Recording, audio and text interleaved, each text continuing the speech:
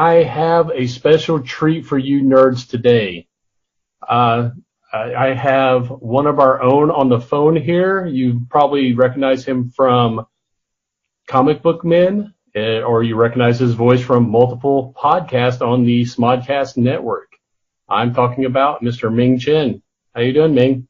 What's up, everybody? You almost forgot Las Cruces Comic-Con alumni. Most importantly. Yes, first and foremost.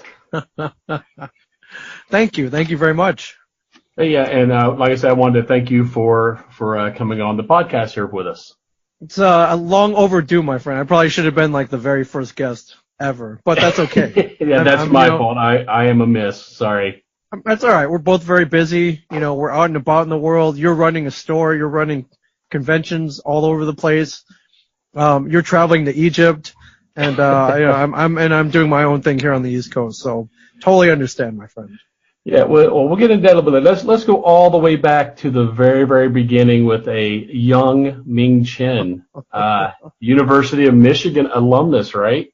Yes. Oddly, I think I'm wearing a Michigan shirt right now. Oddly, no, I did not plan this, but yeah, I grew up in the Midwest, ended up in Ann Arbor, and decided I might as well go to school there. So, as for any sports fans out there, a very prestigious sports program. Football is usually pretty up there. Great academics, so I decided to just kind of stay in the place I grew up and went to school there. So you're a big Wolverines fan? I am, yeah. So yeah, anything Ohio State Buckeyes, yeah, I can't stand. So. But weren't you born in Ohio? I was, oddly enough. I was born in a suburb of Cleveland, and I actually have in-laws in the Columbus, Ohio area. So I get. Every holiday when I go back, I get a lot of crap, but I have to stand strong, even in the face of adversities, and remain tough. Okay, explain to us how you went from Michigan to meeting, hooked in with Kevin Smith. Good story. Way back in the 90s. I was learning how to build websites right about 1994, and if you remember 94, that was a big moment that Clerks, the movie Clerks, came out in 94 as well. A little black and white movie full of foul language that Kevin had worked on. His first movie made with on a budget of $27,575, 10 credit cards, and a sold comic book collection, and I was working at a computer lab at the time, and I was very bored, but I was learning how to build websites way back then.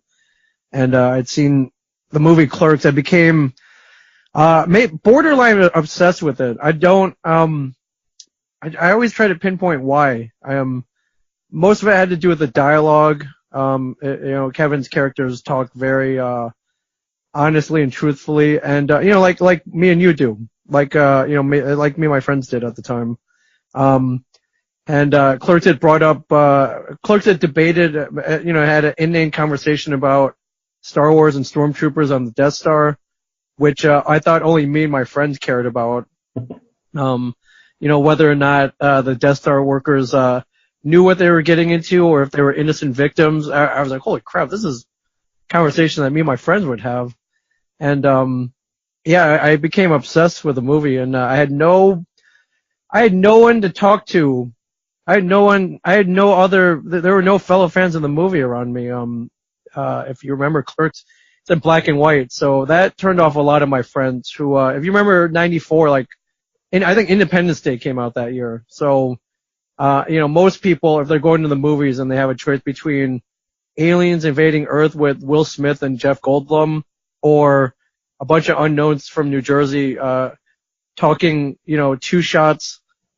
static two shots in a convenience store, and it's shot in black and white. You're probably going to choose the movie with the aliens and the Welcome to Earth, and you're going to choose a blockbuster. I mean, I can't blame them, but luckily I went to both movies, and I loved Clerks much better.